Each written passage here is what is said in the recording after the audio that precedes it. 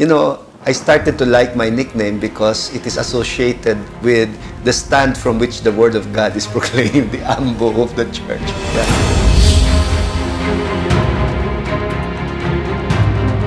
73 clergy, both diocesan and religious. That doesn't include yet the missionaries who are working in our mission station.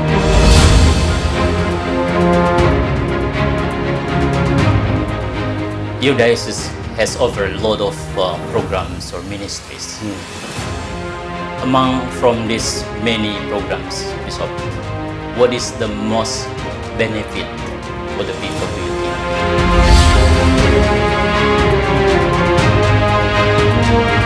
Our community-based drug rehabilitation program that has led to the formation of what we call kaagapay, and these are non-professional mental health workers. So, mental health care has become a ministry in the diocese.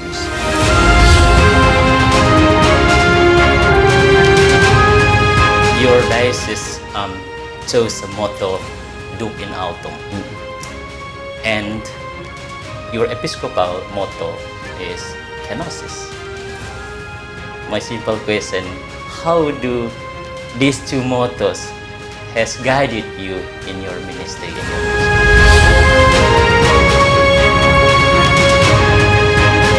That one of the most essential things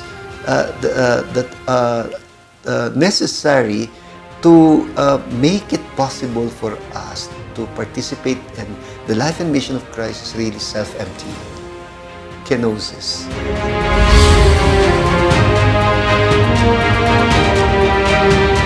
You mentioned two important figures as one, perhaps your models, Maximilian Kolbe and Oscar Romero. Yeah.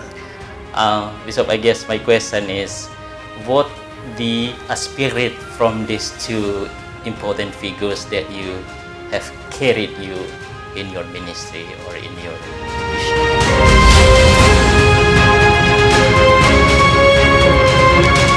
Even the Department of Justice threatened to sue me for obstruction of justice, and then later on I received 5 criminal charges from the Philippine National Police, and I sort of expected it.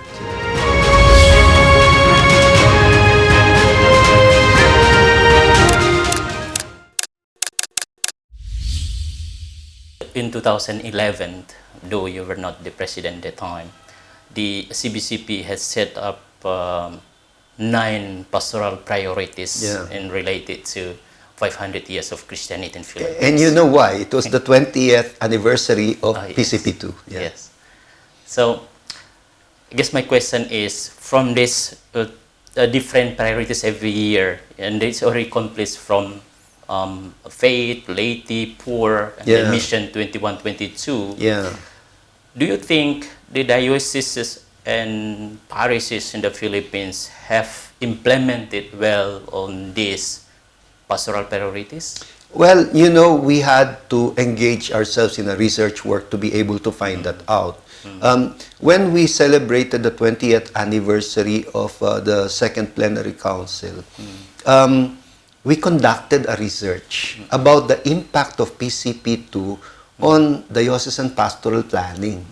And you know that, of course, if we are a conference of bishops, we usually ask the member bishops in the conference to submit to the library and the archives of the Catholic Bishops' Conference of the Philippines copies of pastoral plans or anything that they decree in their own dioceses. And this would give us an idea what's happening in the dioceses to be able to keep track, So, what I did was we partnered with Catholic universities with research centers. And through this research, we tried to find out if PCP2, the Second Plenary Council of the Philippines, which was our first real attempt to own the reform of the Church in the Second Vatican Council, was making an impact in the dioceses and in the parishes in different parts of the country. And we were surprised.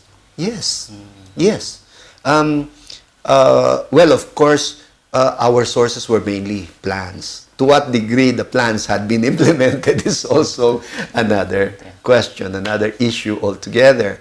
But we hope that the 10-year preparation for 2021, you know that 2021, which is the 30th anniversary of PCP2, coincided also with the 500th year of the arrival of Christianity in the Philippines, and coincided also with the Synod on Synodality, the launching of the Synod on Synodality by Pope Francis. And, well, of course, now that we have some data, and the data came from the Synod on Synodality, what to do about the data in order to, because that was basically a consultation, What do you do about the data that you got from the consultation? What do you intend to implement from these? And that will come out in pastoral planning. And I hear that most dioceses are already gearing for a new round of pastoral planning, basically founded on the result of the consultation from the Synod on Synodality. Now, the Catholic Bishops' Conference of the Philippines also raised the question, is it or is it not opportune to call for a third plenary council of the Philippines? And, well, we're still waiting until after the release of the Apostolic Exhortation by the Holy Father, Pope Francis, because we thought it was premature to answer the question. Premature in the sense that, first of all, we wanted to compare the results of the consultations in the Synod on Synodality with PCP2. Are the concerns and the issues that have come out from this consultation on Synod on Synodality already present in the Second Plenary Council of the Philippines? But are there many of these concerns that are not there, which would warrant the need to call already for the third plenary council of the Philippines? That we will decide when the Global Synod would have taken place in October 2023, and the Holy Father would have already released a new pastoral exhortation, which is a product of the Synod on Synodality. Bishop, the FABC are famous with this triple dialogues, dialogue Yes. with religion, dialogue with culture, and dialogue with the poor. Yeah. I guess my question is, Bishop, how, both our diocese and also the CBCP, the dialogue with the poor, particularly in Manila and your diocese? Well, with regard to the threefold dialogue, the ones that are most prominent really are the dialogue with the poor, as well as ecumenism, and a very minimal amount of interreligious dialogue. Well, the interreligious dialogue part is mainly with, the Chinese community, especially here in Caloocan, who are mainly Buddhists, and the Taoists as well, but they are very, very open to partnerships with the church. Now, with regard to ecumenism, one of our cities here is Malabon, and which was the original birthplaces, one of the original birthplaces of what we call the Iglesia Filipina Independiente, or the Philippine Independent Church. It was a product of historical circumstances that after the revolution by the end of the 19th century, because of the conflict with the colonial government, which was so equated with the Roman Catholic Church, there were some Catholics who broke off from the Roman Catholic Church and established an independent church, quite like the Anglicans, independent church, but still basically Catholic in tradition, So we have them in Malabon City, and we have very, the experience of the synodality. Thanks to the Synod on Synodality, we've been forced by circumstances to take more seriously our ecumenical relationship with fellow Christians who are not necessarily Catholics. But the most prominent, like I said, is the dialogue with the poor. And it was mainly for that reason that I established what I call mission stations. I told you a while ago about mission stations. The mission stations are our effort to make the church more present among the poorest of the poor. Because I realized that there was some kind of a gap between our traditional parishes and the urban poor communities of our diocese. And, much of that is also cultural. Yeah. Yes, yes. Because like our traditional parishes are composed mainly of locals, residents, like original residents of Malabon, original residents of Navotas, original residents of Caloocan. But, like if I said we have around 1.5 million people here, I am sure around the 19th century, there may have been only around 100,000 people here. But the influx of local migrants has made our communities, balloon into huge urban poor communities. People in search of jobs in the metropolis. So you can imagine that there is no shared culture. There's no shared ethnicity. People would call us Filipinos, but they forget that we are actually coming from different cultural traditions, different ethnicities, Like, I'm not even a Tagalog. I am a Kapampangan, I had to learn Tagalog because that was not the language of my province, our region. And it goes the same way with Visayans, Ilonggos, Ilocanos, Cebuanos, these people have their own strong, cultural identities. Now, many of them have been uprooted from the regions, from the provinces, because of their quest for jobs, for economic reasons. So imagine them finding themselves suddenly settling in the huge metropolis like strangers. So sometimes people think only of foreign migration, that people become strangers when they go abroad. No. Right here in our country, there are many strangers. So imagine if the original residents were only about 100,000 and suddenly you have more than 1 million, settling around here and, living like urban poor communities, especially in slum communities as informal settlers. The interaction among them would not be always positive or would not be always productive, And so I have had to bridge the gaps. Yeah. And you see, that's part of the dialogues that you're talking about. Yeah. You make very interesting terminologies on the present setting of Christianity in Philippines. If I'm not mistaken, you said post-colonial setting and post-conciliar setting. Can you, explain to us what these two terms mean, and perhaps this is more important also, what is the implication of these two settings for the Christianity in the Philippines in the future? Oh yeah, very profound implications. If now that we're talking of a post-colonial Philippine church, first of all, when you talk of the Catholic bishops of the Philippines, you're talking of mainly Filipino Catholic bishops.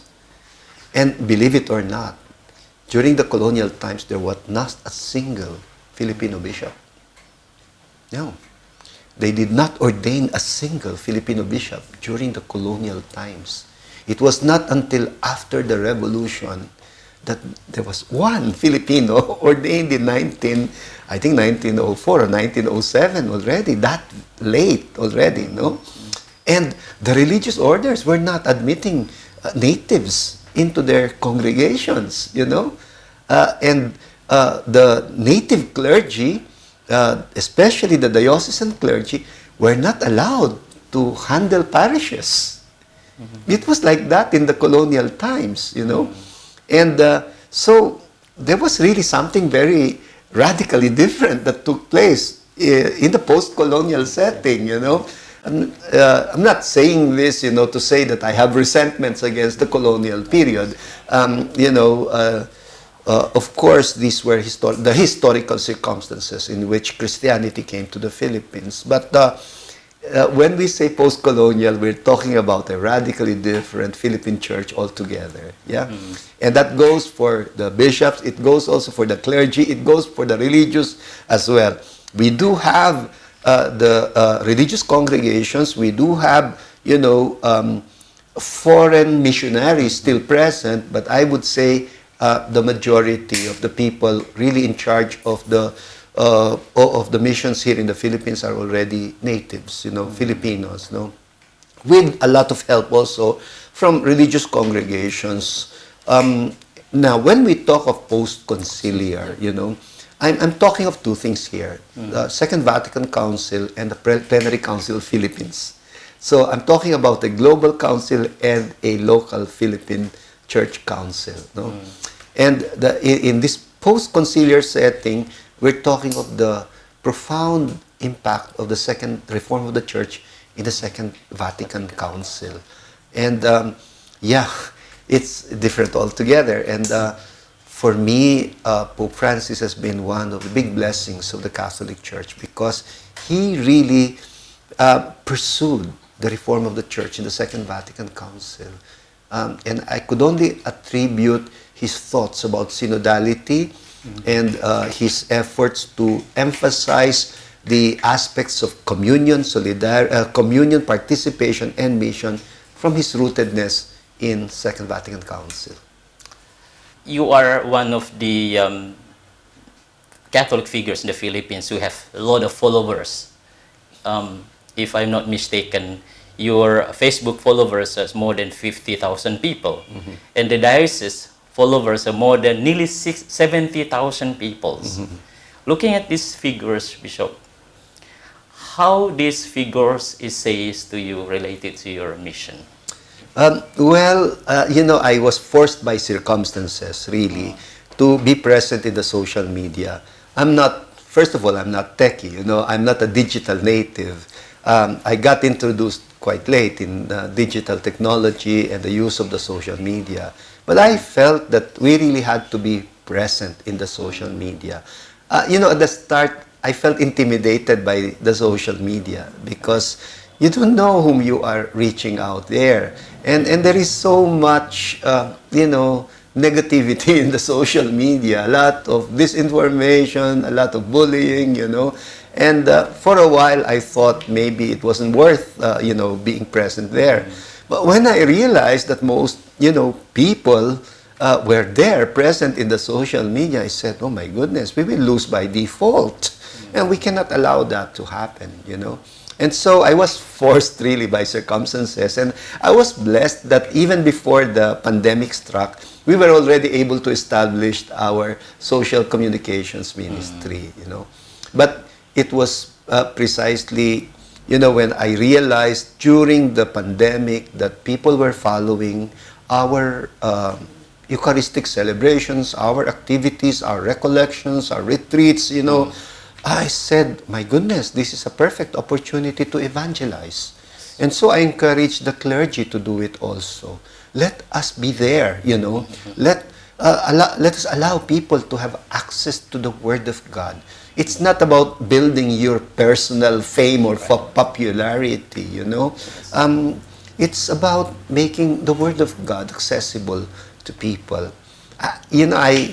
What really motivated me was when I started hearing the stories of our followers whom we don't even know personally. Of course, we have followers, local followers down here, But, some of them would just drop by the church and they say they come from another place somewhere. Sometimes they are vacationing from some other place, Or they would email or they would contact you through Viber or Messenger and they would say, we're following you from Dubai, from Qatar, from Saudi Arabia, from Australia, New Zealand, Japan, wherever, And I said, oh my goodness, this is really the power of digital technology. And if the Word of God can use digital technology as a platform, for evangelization, why not? Why not? It's an instrument. Let us use it, But I was also aware of my own limitations, I doubt if I am really able to reach most young people who are in TikTok, Instagram, and we're not there. That is why I encourage our clergy, the younger clergy. I said, I will provide the content for you through my homilies, retreats, recollections, and it's up to you to pick up, I will not even say, don't mind about plagiarizing. Don't mind about picking up ideas from me. I said, there is no patent, no copyright for the Word of God. You are free to use it and proclaim it. It's not my personal word. I said, once I proclaim it, it's for public consumption. I said, now, if what I am saying, which might be articulate mainly to the elderly, relatively mature audience, can you make it much simpler and accessible to young people, So translate it in many languages that can reach as many people as possible. Bishop Ambo, it has been great talking to you and listening to you, but we have to end here our conversation. On behalf of the RVA, I really like to thank you very much for accepting our invitation. Thank you. It's been a pleasure, Father Kashmir, and I'd like to thank you, our audience, for having the patience to listen to our experiences. Thank you. I am Father Kashmir Nema, and thanks for watching us, and see you next week for more interesting conversations. Thank you. Radio Veritas Asia, the voice of Asian Christianity. Radio Veritas Asia mobile app offers services in English and 21 Asian languages. Download the Radio Veritas Asia app to get more videos from Radio Veritas Asia. Comment, like, and share.